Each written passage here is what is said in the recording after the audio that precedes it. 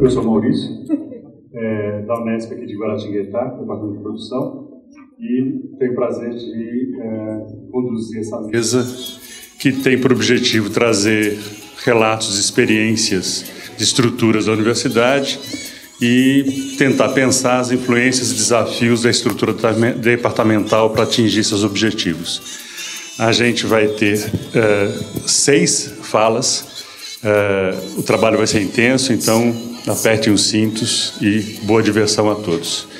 A gente vai começar, tenho o prazer de chamar aqui o professor Hélio Altman, que é graduado pelo ITA, tem mestrado e doutorado pela Universidade de Stanford. Professor, fique à vontade.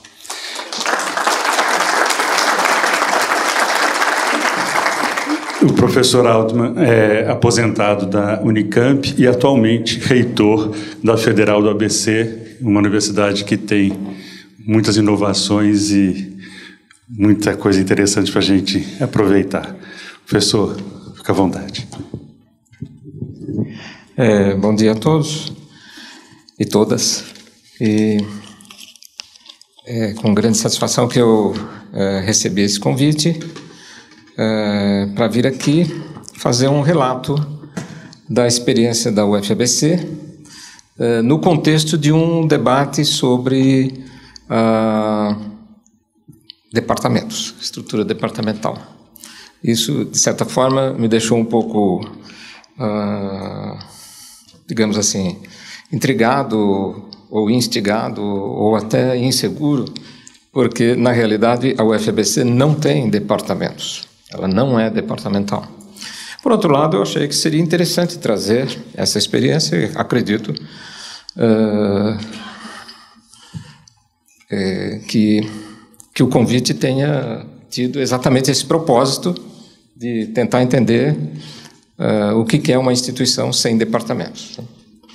É claro que todos nós que viemos do século XX, né, acho que, de certa forma, temos experiência com a estrutura departamental, porque essa era a estrutura que dominou a segunda metade do século, né? Antes disso, né, como bem lembrou ontem a professora Eunice, havia a cátedra, né?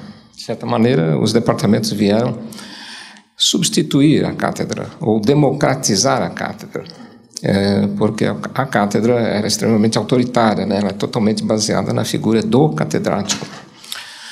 Mas, de certa maneira, eles não destruíram a função da cátedra, porque eles foram definidos em cima eles tomaram como legado o poder da cátedra, mas democratizaram esse poder. Em vez de estar concentrado numa pessoa, ficou diluído pelos membros do departamento.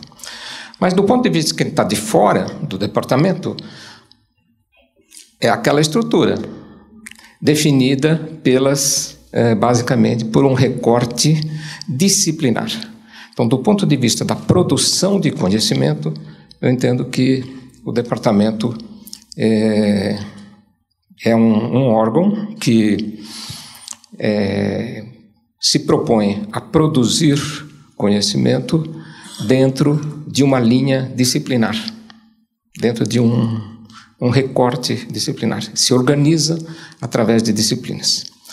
E por que eu estou falando isso? Porque, basicamente, esse é o problema, ou, digamos, a questão que está sendo cada vez mais questionada, a característica dos departamentos que está sendo cada vez mais questionada, na medida em que a produção do conhecimento neste novo século, no século XXI, e já desde o final do século XX, vem se organizando cada vez mais em esforços interdisciplinares. Esses esforços interdisciplinares, eles são mais do que multidisciplinares, né? Se fosse uma questão de ser multidisciplinar, você poderia ir agregando os departamentos, etc., para que eles tenham uma carga, uma bagagem de disciplinas cada vez maior. Mas não é isso. A interdisciplinaridade, ela que é, digamos, o princípio buscado, né, que se buscou na estruturação da Universidade Federal do ABC, ela não se resume a juntar disciplinas, mas é que ela entende que a produção do conhecimento, hoje, ela está pautada pelo diálogo entre as disciplinas.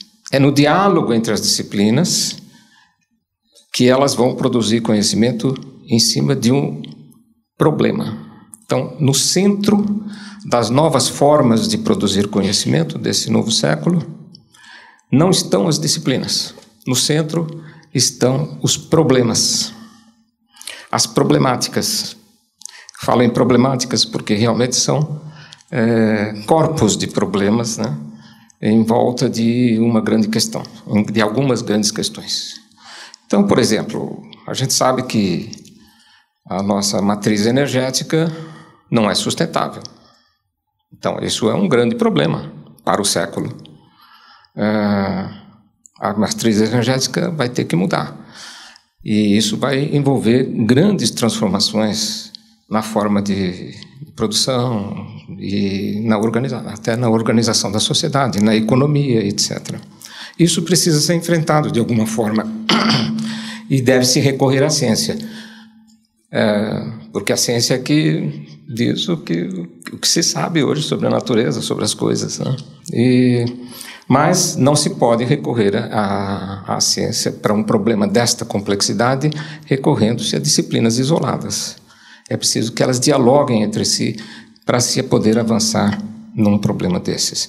A mesma coisa as questões ambientais, a mesma coisa na questão dos novos dilemas, da bioética e uma série de outras questões emergentes geradas pelo próprio desenvolvimento da ciência, que agora exigem que as disciplinas dialoguem entre si para avançar na solução desses problemas. Então, basicamente, a UFABC, ela, olhando isso, né, naturalmente, é uma universidade do século XXI, né, ela foi criada por uma lei de 2005, iniciou suas atividades já no final de 2006, nós comemoramos recentemente 7 anos de idade, contada a partir da primeira aula. Então, sendo uma universidade do século XXI e vendo essa perspectiva, os nossos fundadores, né, eu tive a oportunidade de participar da comissão de implantação em 2005 e acompanhei toda a implantação da universidade, que, aliás, ainda está em andamento. Nós, em função desse quadro que se coloca hoje na produção do conhecimento, né, nós entendemos que não deveríamos ter departamentos, porque esses departamentos poderiam inibir a prática da interdisciplinaridade, e que nós queríamos estimular essa prática, porque é isso que a gente pretende ser uma universidade, quer dizer, como foi definido até na fundação da UFABC, uma universidade de ponta para o século XXI. Então, basicamente, nós não temos departamentos, nós estamos organizados em 3 grandes centros interdisciplinares. Um deles é o centro, o maior até, inclusive, é o Centro de Engenharia, Modelagem e Ciências Sociais Aplicadas, que envolve todas as engenharias. E, quer dizer, quando eu falo envolve todas as engenharias, estou falando de cursos, né? Nós temos 8 cursos de engenharia. Na verdade, nós temos 2 tipos de curso que é preciso distinguir. Nós temos um tipo especial de curso chamado Bacharelado Interdisciplinar, que são os cursos onde os alunos entram quando entram na universidade. Quando um aluno ingressa na UFABC, ele não ingressa num curso de engenharia, nem de física, nem de química, nem de biologia, etc. Todos esses cursos existem lá, mas ele ingressa num bacharelado interdisciplinar. O primeiro bacharelado interdisciplinar foi criado já em 2006, foi o bacharelado interdisciplinar em Ciência e Tecnologia. Continua sendo o nosso maior programa. Mas em 2010 foi criado um segundo bacharelado interdisciplinar, que é o bacharelado interdisciplinar em Ciências e Humanidades. E nós estamos discutindo já no Conselho Universitário a criação de um terceiro bacharelado interdisciplinar na área de Artes e Tecnologia. E a ideia é criar bacharelados interdisciplinares, talvez mais um na área de saúde e vida, da vida ou da saúde, ou de ambas, para cobrir todo o conhecimento humano. Nós queremos ser uma universidade completa, não uma universidade especializada, só que estamos fazendo isso em prestações. Então, os alunos ingressam em bacharelados interdisciplinares de 3 anos. Em seguida, aqueles que assim desejarem, esses bacharelados conferem um diploma de nível superior, que confere aquilo que a professora Eunice também, eu tive aqui ontem para ver a palestra dela, falou. Formação geral de nível superior. É uma coisa que não era conhecida no Brasil, mas no mundo inteiro é uma coisa comum. O ensino superior começa com uma formação geral de nível superior, não necessariamente conferindo uma habilitação profissional. Não necessariamente. O que não quer dizer que o sujeito não possa pegar esse diploma e ir para o mercado de trabalho e ser contratado como trainee, como analista, como o que quiser. Né? Mas ele não vai ser um engenheiro, não é um físico. Né? Ele está preparado para ser profissionalizado em nível superior. Então, isso é uma novidade no Brasil, mas a gente espera que o mercado de trabalho vá se acostumando com isso, porque é isso que se faz no mundo inteiro, nos Estados Unidos, na Europa, etc. As pessoas primeiro vão buscar uma formação geral de nível superior e depois vão se profissionalizar. E no ambiente altamente dinâmico das profissões que nós encontramos hoje, elas vão se profissionalizar e depois vão continuar se reprofissionalizando ao longo da vida, porque as profissões estão sendo constantemente redefinidas, né? Então, nós estamos... o FABC ela é montada em cima de um conceito novo de ensino superior também. Tudo isso tem a ver uma coisa com a outra. Não temos departamento, também os nossos alunos não entram diretamente num curso que vai conduzir a uma habilitação profissional. Eles entram num bacharelado interdisciplinar. Depois desse bacharelado interdisciplinar, eles vão cursar um curso que a gente chama de curso de formação específica. Pode ser uma engenharia em 2 anos ou um outro bacharelado em física, em química, biologia, matemática e computação, no caso dos formandos no bacharelado em ciência e tecnologia. E para o pessoal das ciências e humanidades, nós temos cursos como filosofia, né? Tanto o bacharelado como a licenciatura,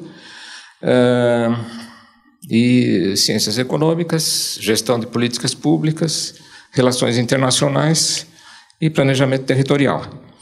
Temos também agora, recentemente, criamos o curso de neurociências, já no programa de ciência e tecnologia, que já considero que é um fruto dessa abordagem interdisciplinar. Então, basicamente, talvez terminando esse relato inicial, eu diria o seguinte: a nossa estrutura não é departamental e nesses 7 anos é pouco, né? Mas o tempo a gente tem que esperar mais tempo para avaliar. Eu acredito que nesses 7 anos nós não sentimos falta do departamento. Eu acho assim que, de fato, o departamento, como unidade administrativa, eu acho que ela é desnecessária, porque você pode, hoje em dia, especialmente no sistema federal, as questões administrativas, como controle de férias, de frequência, etc., todas podem ser centralizadas, existem recursos para isso, né? E o sistema é bastante, digamos, normatizado de uma forma mais sistêmica, né? Quer dizer, as universidades federais elas fazem parte de um sistema de universidades federais que seguem normas mais ou menos uniformes. E isso, então, como unidade administrativa, nós usamos os centros. Bom, já falei que nós temos esse Centro de Engenharia, Modelagem e Ciências Sociais Aplicadas. Gostaria só de acrescentar, temos outros 2 centros, o Centro de Ciências Naturais e Humanas e o Centro de Matemática, Computação e Cognição. Temos uma estrutura, então, de cursos, né? Bacharelados interdisciplinares e cursos de formação específica, e aí os centros têm alguma responsabilidade. Eles são responsáveis pela oferta, né, das disciplinas, dos cursos de formação específica. Então, aí há uma distribuição, né? Por exemplo, as engenharias, os cursos de engenharia e também os de ciências sociais aplicadas ficam sob a responsabilidade do Centro de Engenharia, Modelagem e Ciências Sociais Aplicadas. E os cursos como bacharelado e licenciatura em Física, bacharelado e licenciatura em Química, em Matemática e Biologia e Filosofia, sob a responsabilidade do Centro de Ciências Naturais e Humanas. E os cursos de bacharelado e licenciatura em Matemática e Ciência da Computação, sob a responsabilidade do Centro de Matemática, Computação e Cognição. E os bacharelados interdisciplinares ficam sob a responsabilidade da Pró-Reitoria de Graduação. Então, a Pró-Reitoria de Graduação é responsável pelos bacharelados interdisciplinares. Porque isso envolve já um nível de integração que não poderia ser praticado por nenhum centro especificamente.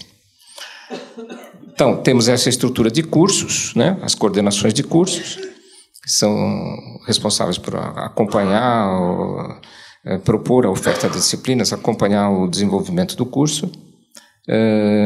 E não temos departamentos, temos esses centros, que são basicamente unidades administrativas, mas com responsabilidade no segundo ciclo.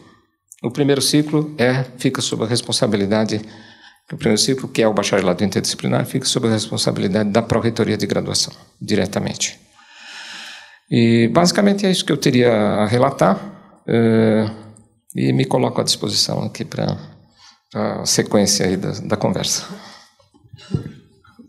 A gente vai chamar o próximo palestrante e depois a gente vai discutir, né, entre os palestrantes e também responder as perguntas da plateia. Se eu prefere ficar aqui, a gente vai chamar então. Até já, professor.